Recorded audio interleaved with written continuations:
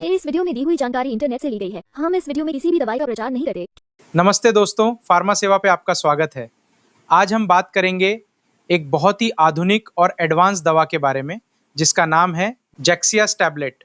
यह दवा मुख्य रूप से रूमेटॉइड आर्थराइटिस यानी जोड़ों के दर्द, सोराइटिक आर्थराइटिस और गंभीर अल्सरेटिव कोलाइटिस जैसी ऑटो इम्यून डिसीज को ठीक करने के लिए दिया जाता है। इस टैबलेट का इस्तेमाल विटिलिगो, एटोपिक डर्मेटाइटिस और एलोपेशिया एरेराटा के इलाज में भी डर्मेटोलॉजिकल डॉक्टर्स करते हैं। आज की इस वीडियो में हम आसान भाषा में समझेंगे कि इस टैबलेट में कौन से सॉल्ट्स होते हैं, ये शरीर में कैसे काम करती है और इसे लेने का सही तरीका क्या है।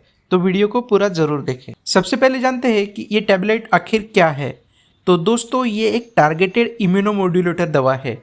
अगर इसके कंपोजिशन की बात करें तो इसमें टोफैसिटिनिब नाम का सॉल्ट होता है जो आमतौर पर 5 mg, 5 mg या 11 mg की स्ट्रेंथ में आता है। ये एक जैक इनिबिटर है, यानी जिसका मतलब है ये शरीर के उन खास एंजाइम्स को ब्लॉक करती है जो रोग प्रतिकारक क्षमता यानी इम्यून सिस्टम को ओवर एक्टिव करके शरीर में सूजन और दर्द पैदा करते हैं। ये कोई स्टेरॉइड दवा नहीं बल्कि एक मॉडर्न बायोलॉजिकल ट्रीटमेंट का हिस्सा है। ये कैसे काम करती है, अब बात करते हैं कि ये टैबलेट शरीर में जाकर काम कैसे करती है।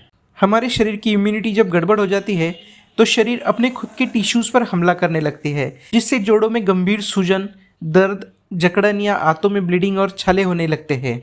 इस टैबलेट में मौजूद टोफैसिटिनिब सीधे जैक1 एंजाइम को ब्लॉक करता है।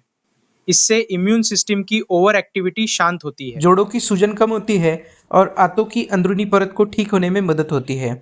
इसकी वजह से मरीजों को जोड़ों का दर्द और पेट की तकलीफ से लंबे समय तक राहत मिलती है। अब बात करते हैं इसके मुख्य फायदे और उपयोग।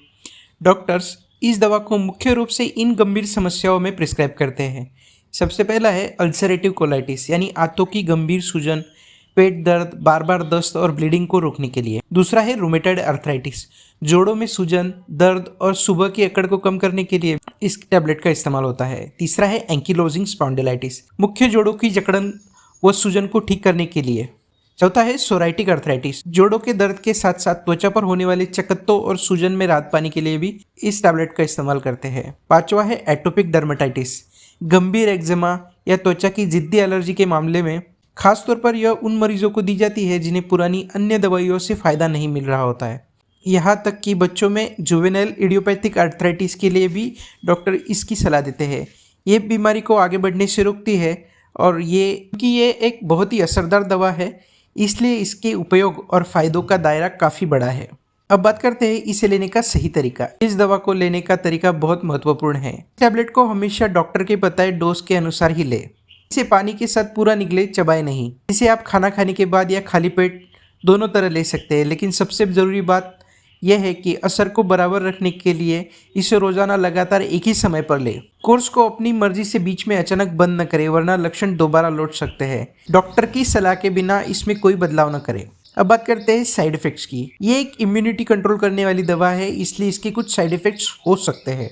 सबसे आम साइड इफेक्ट है अपर रेस्पिरेटरी ट्रैक्ट का इन्फेक्शन, जैसे सर्दी, जुकाम, गले में खराश या साइनस इन्फेक्शन। दूसरा है चेहरे या शरीर पर हल्की मुहासे निकलना। तीसरा है खून में लिवर एंजाइम यानी सीपीके का लेवल बढ़ना। चौथा है सिर दर्द, चक्कर आना या हल्का बुखार महसूस होना। और पांचवा, शरीर में व्हाइट ब्लड सेल यानी WBC की संख्या थोड़ी कम आ सकती है।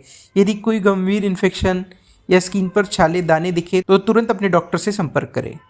डॉक्टर समय समय पर इसके लिए ब्लड टेस्ट करवाने की भी सलाह देते हैं, इसलिए नियमित जांच बहुत जरूरी है। अब बात करते हैं सावधानियां। इस दवा को शुरू करने से पहले इन बातों का विशेष ध्यान रखें।